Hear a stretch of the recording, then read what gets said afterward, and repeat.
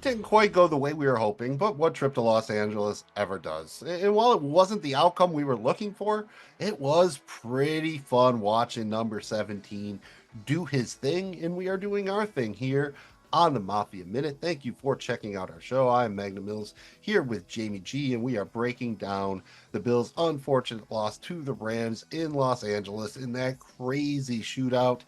It was nuts, but we got to do it. We were hoping for the win. It was still a fun one to watch, but not a fun outcome to live with. Hopefully, you have fun watching or listening to this episode of the Mafia Minute presented by C's Gap Fantasy Football. Thanks for checking out the show. You can find us wherever you podcast and on YouTube. Find us on social media at C's Gap FF and on the World Wide Web at MafiaMinute.com. Nice and easy to remember, just like the flaps, FLAPS. Follow, like, and please subscribe. If you had fun, please make sure you hit the thumb. Jamie G, unfortunately, we've been doing the streaking thing. It's been quite well, so you're usually doing pretty good. When I ask you how you're doing, again, I know you must have liked your guy setting some records and stuff like that last week, but you're probably not doing as good right now as you were at this time last week, are you? If I had to guess. Not doing quite as good, but Mills, I'm disappointed that we didn't play better team football. That was not the Buffalo Bills recipe for success that we saw Sunday in LA. That was a game that, we didn't get to dictate the game at all. We didn't control the time of possession. We weren't able to run the football. Just a lot of things went wrong. And yeah, it was fun to see Josh. Yeah, I mean, you almost take it for granted. The guy seems to break a record every week, and you just kind of take it for granted. It's incredible. He was incredible, but it also, on the same hand, it really sucks to score 42 points and come up on the losing end of it. The flip side of that is, hey, at least it's an NFC game. It was kind of a weird spot. It wasn't the greatest spot for the Bills coming off, a huge win against the Chiefs and then that monster blizzard game against San Francisco. We'll see. Hopefully they weren't looking past it on the way to Detroit, but they got another big one coming up. I will say this, Mills. I'm not. Listen, I'm okay if the Bills lose a game, they lose a game. But what I absolutely hate is horrible officiating. And there was some absolutely criminal level bullshit going on in this game down the stretch. The missed false start on the 4th and 5 was just atrocious. I don't know how you can do that. And then the hold and the basic tackle on Puka Nakua's last touchdown. Just several major penalties. At one point we're getting ticky-tacky calls every time they're on 3rd down. We're getting a penalty on holding or pass interference. And then they pick up a flag against Cooper where they literally had his pads. He was pulling them so hard. And that's not, it's so inconsistent. I can't stand it. It absolutely infuriates me. And I was really disappointed by some of the calls down the stretch. That said, our defense played atrocious. You cannot give up a block punt. I don't give a shit what. And those are the reasons why you lost the game. Yeah, unfortunately, special teams does matter, and quite often it can be the thing that swings the game. Let's get things going with a little Bills on parade, the latest Bills news. Not much that's not related to the game, so maybe we'll have a little bit of by the numbers here because that game was a crazy one for the numbers.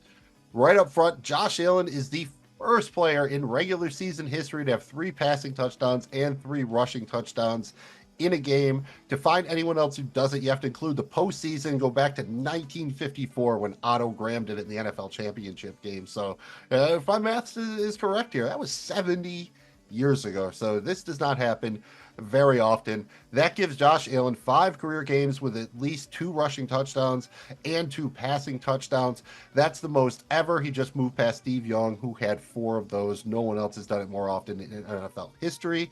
And with those 6 touchdowns, Josh Allen now has 252 combined touchdowns, passing and rushing. That matches Mahomes in 107 games for the fewest games required to reach those 250 combined touchdowns. And you have to figure this was coming. 51.88 fantasy points. That is wild. The most by any quarterback in a game since 1950. So this is crazy stuff. Literally hasn't happened in 70 years. And another thing you don't see happen much, a player loses a game and sees their MVP odds get shorter. Before the game, Josh Allen was minus 240, according to ESPN Bet, to win the NFL MVP. After the game, he closed at minus 450. His odds almost doubled. He lost a game, and everyone came away from that game, and their main takeaway was like, wow, we should give the dude who lost the MVP award. That is pretty impressive. And unfortunately, it ends a pretty impressive streak that the Bills had going. They had won 15 straight regular season games in December and January. Last time they had lost one was back in December of 2021. So unfortunately, another streak that got broken there.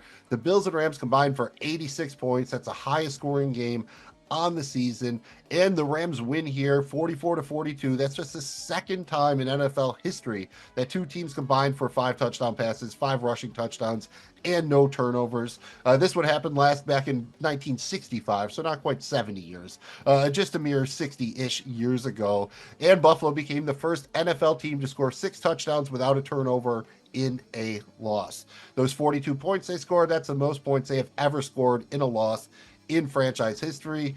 And you can boil down why they lost to a couple different things, one of which is what they let the Rams do on third down. They went 11 of 15 on third down. They were not good coming into the game on third down. They were only converting 33%, third worst rate in the NFL here. So very disappointing that they let the Bills did that. And the Rams hadn't blocked a punt in literally, well, maybe not 70 years, but since 2018. They hadn't blocked a punt or returned one for a punt in 6 years, and it was the first time the Bills had a punt blocked since week 14 of 2022. And again, by the numbers here, final stat, the Bills and Rams combined for 902 yards of offense without a turnover or without a sack. And what's kind of wild is the Rams actually still had the ball for more than 17 minutes than the Bills. 17 more minutes, and they ran 18 more plays. So per capita, the Bills did score faster and more furious, but unfortunately, just not quite enough in the end there. But that is absolutely wild, right? That's a lot of statistical stuff that happened there. And again, a historic loss in that when you do that kind of stuff, you don't lose games generally. No, you don't. And Mills, if I could, can I just add one more that I found out today that was pretty remarkable as well while we're on the topic of crazy stats here. OJ Simpson, Hall of Famer, Bills running back, scored 61 rushing touchdowns in his career as a running back in the NFL. Terrell Davis, Hall of Famer. He scored 60 rushing touchdowns in his career, both running backs. Josh Allen, 28 years old, in year 7. He has 62 rushing touchdowns as a quarterback. Most in Buffalo Bills history, and he's out producing Hall of Fame running backs like Terrell Davis. It's just absolutely remarkable. That's not to mention how many passing touchdowns he has and how many he's caught, et cetera, et cetera. Just another wild stat. Let's get into our game review. First up is the injury report, and while it's not great, maybe it's not as bad as it could be. A couple notable players who missed the Week 14 game were wide receiver Keon Coleman, still with that wrist, tight end Dalton Kincaid, still with the knee injury, and then backup tight end Quentin Morris also missed, being labeled with shoulder and groin injuries. That doesn't sound like fun. And then we had a couple in-game injuries in Week 14. Cornerback Rasul Douglas got banged up a little bit. He's listed with back and knee injuries. Defensive end Casey Toohill had a bit of a ribs issue. What are your takeaways here? It does sound like Coleman and Kincaid are trending towards possibly playing in Week 15. I'm not sure about the severity of the Douglas injury. Anything to add here on the injury report?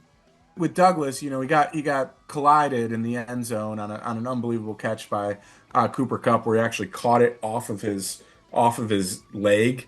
Rasul was in there. He was pushing the ball out. You couldn't really have covered it much better, but he got collided with the safety there, and then he came back into the game and hurt his knee, and then he was out. Disappointed we didn't get Keon Coleman and or Dalton Kincaid back in this one. This has been going on for a while. They had the bye. It's frustrating we didn't get them back. I really hope we do for Detroit. And last thing, it's not an injury, Mills, but it's coming back off injury. We really hope that Matt Milano gets back into form sooner than later. It's not that he seems slow or anything. It's just seems like the defense had a really bad day, but it just seems like he's still getting his legs under him a little bit. So hopefully, another game removed, he's healthy and he starts to round back into form. Yeah, unfortunately, it's just one of those things. There is no real substitute for playing live football. So it just after being out for a year plus, it's probably not a real surprise that it taken a little bit of time to round into form. But hopefully, you can do that while still notching some wins down the stretch. Let's move into the final score prediction review. And unfortunately, generally we're projecting the Bills to win. And in this case, it was Buffalo 30, the Rams 17. I don't think we were ever getting to the Rams 44, the Bills 42, unfortunately. I don't even know if we were getting to the Bills 42. I think you felt a little bit bold going with the 30 burger there. Not much you can say, right? It was just a game that we were not expecting. I don't know that we were expecting 60 points, much less 86. That's a lot of points. A whole lot of points. No, we weren't expecting that. I really was expecting the Bills defense to perform better here. I really just absolutely disappointed in the defensive line. Essentially got zero pressure. I thought that was one of the weaknesses. And you just, they were atrocious on third down. You didn't get the turnover. So, we've been accustomed to seeing, one or more turnovers virtually every game this season. Didn't happen this week. So all those things I think kind of played a factor here and but what you did see is the Bills fighting back and being able to do whatever they wanted offensively, which was pretty impressive. Yeah, they were going to get to whatever the number was. I would have liked to see that game go a couple more quarters. Although I didn't have enough of that in DraftKings, so my green kept going down as that game kept going on and on and on. And I was like, man, they can't keep scoring like this, can they? And then they would keep scoring like that. It definitely kept happening. That was how it went. Fun one to watch, but again, not the outcome we were looking for. Let's move on to Jamie G's keys. You know my keys. These were your keys to victory for the Bills in week 14. Going to need you to go ahead, evaluate how they did on these. Jamie G, give us the keys. Yeah, first off, it was going to be, hey, key number one, we got to limit the big plays to the wide receivers. We knew that was going to be something that could kill us, and you liked Buffalo's pass defense coming into this one. This was an epic fail here. Nakua and Cup combined for 17 catches, 254 yards, two touchdowns. Nakua, they also used him in the running game. He added 5 carries for 16 yards and a rushing touchdown. Just a really, really bad day for the Bills on defense. Then Taron Johnson had just an especially difficult game. He gave up 8 receptions for 77 yards on 10 targets when he was the nearest defender. That's not like him. He is much, much, much better of a player than that. Just not good enough at all. And then the Rams duo, yeah, they're among the best in the league at finding ways to get open, but you got to at least find a way to slow them down. We did not do that at all. Key number two, hit Stafford.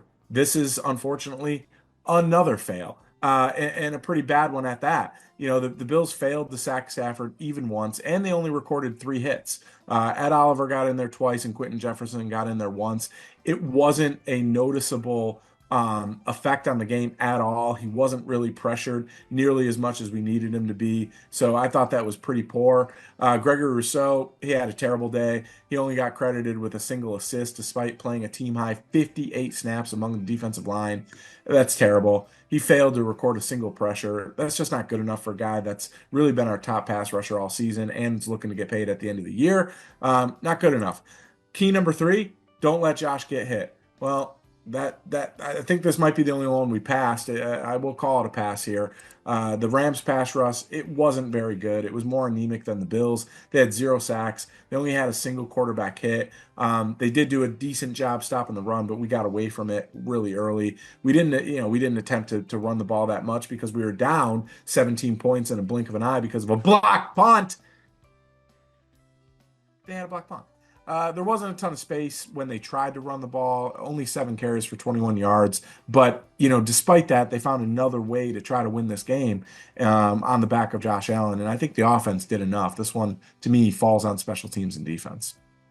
Yeah, generally 40 points I think qualifies as enough for the most part. That if you score 40, you usually feel that you did your job. And you also had some predictions that we're going to have to evaluate. You were coming in hot. We do some Buffalo Wing style predictions here. We have a mild prediction, a medium prediction, and a hot boy. Jamie G, how did those work out in week 14? Well, our mild was the Buffalo Bills will rush for 70 plus yards.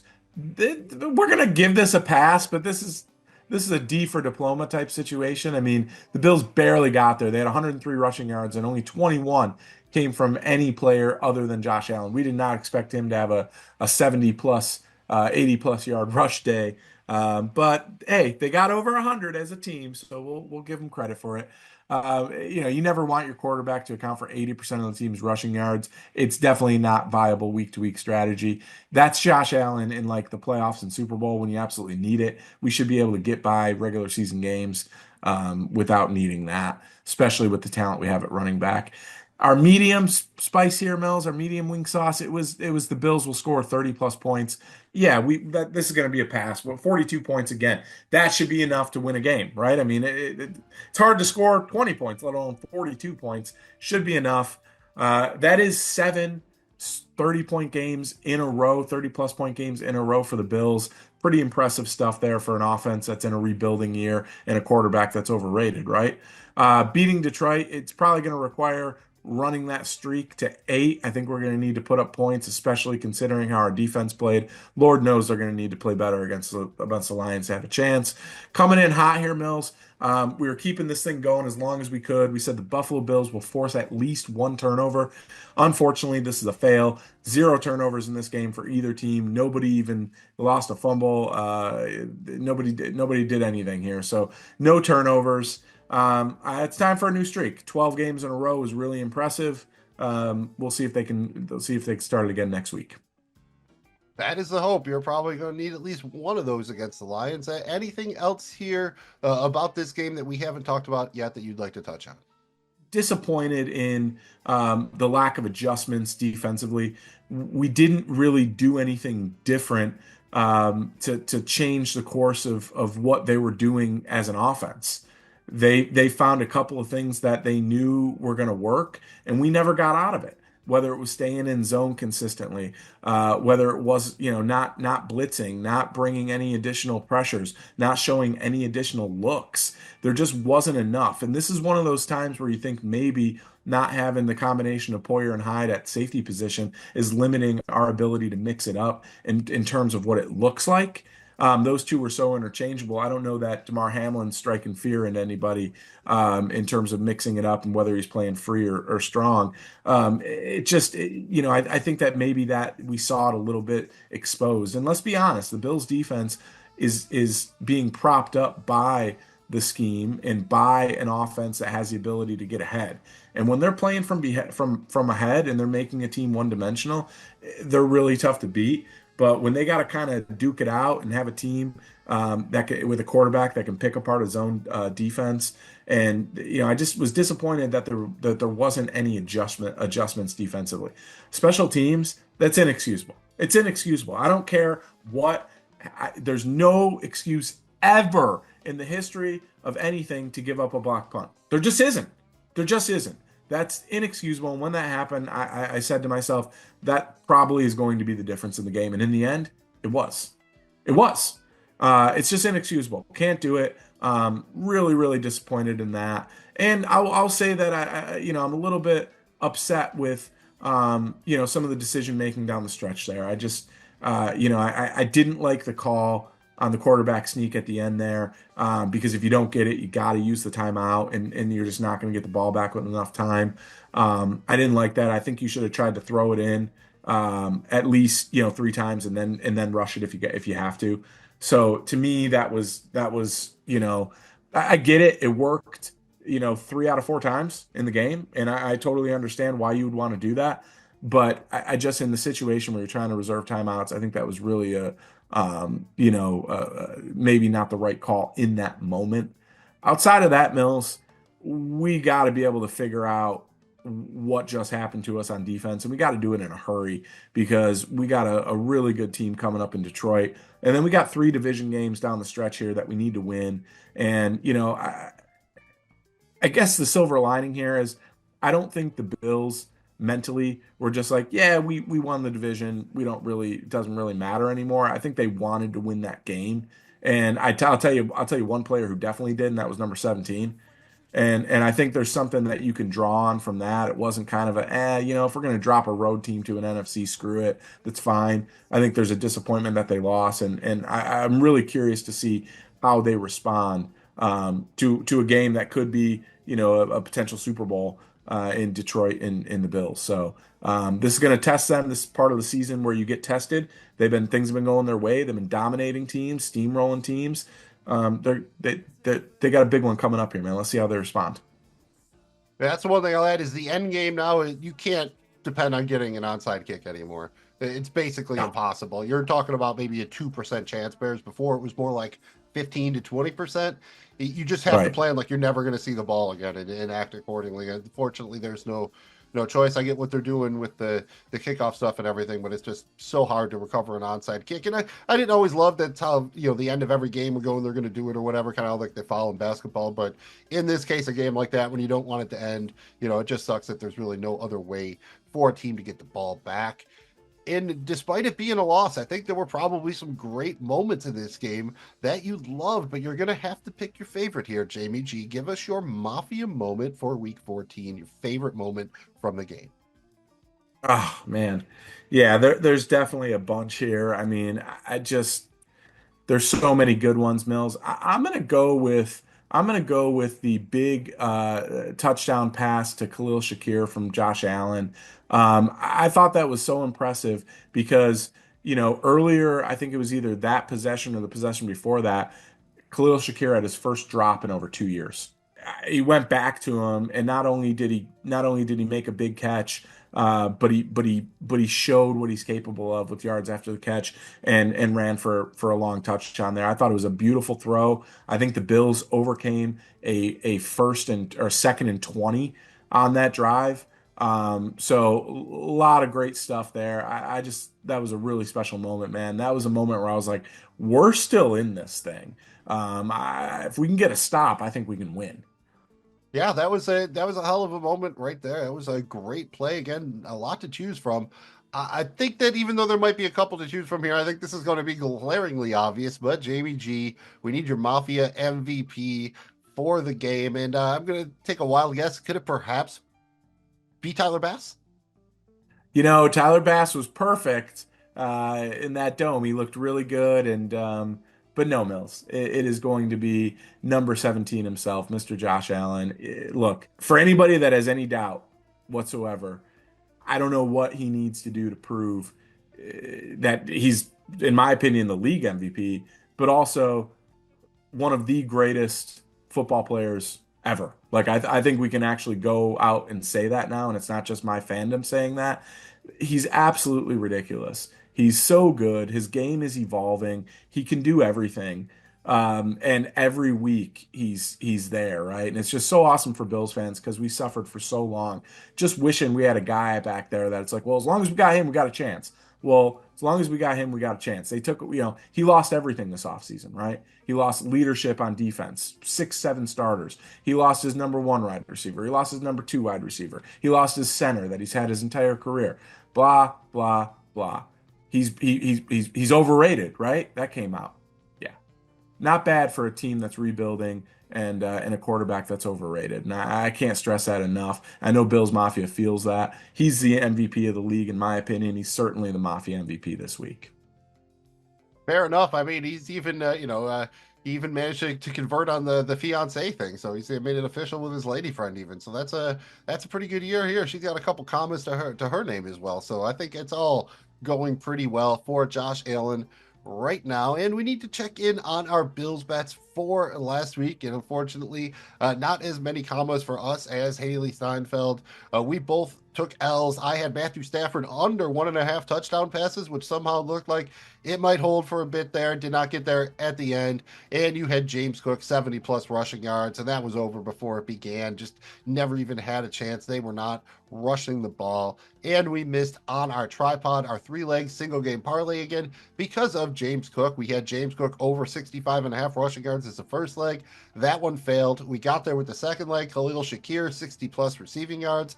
And with the third leg, Buffalo Bills over 29.5 points. So 2 out of 3 ain't bad, but they're not winning you a parlay. You need all 3 on the season. We're still in the positive, up about 374 Bills bucks, still being carried by our tripods because we've hit a couple of those, up about 525. Jamie G, you're still grinding out. You're up about You're up about $147, where I'm now down about 298. I really thought Stafford was staying under here. That hurt. And we gave out a few picks for Draftkings. We call them our draft Joshes because around here, Josh Allen is the one true king. And we said, hey, pay up 18,000 for Josh Allen at your captain spot. You absolutely had to have him. If you play Josh Allen in your captain spot, he got 82.32 DraftKings points. That is bonkers. You needed to have him in there. We said play Puka. You needed to have Puka in there. Then you need to get Stafford, Shakir in there. Matt Collins wound up being the best value play. We said maybe you could mess with Tuto Atwell. He was okay. You could have cashed with him, but Matt Collins was the guy you needed.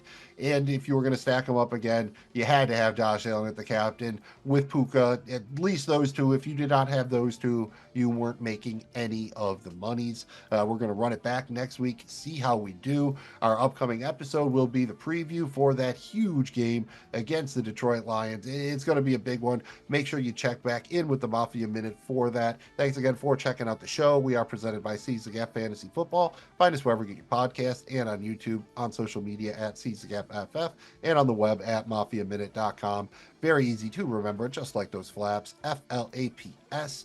Very crucial to our success. Follow, like, and please subscribe. If you had fun, please make sure you hit the thumb.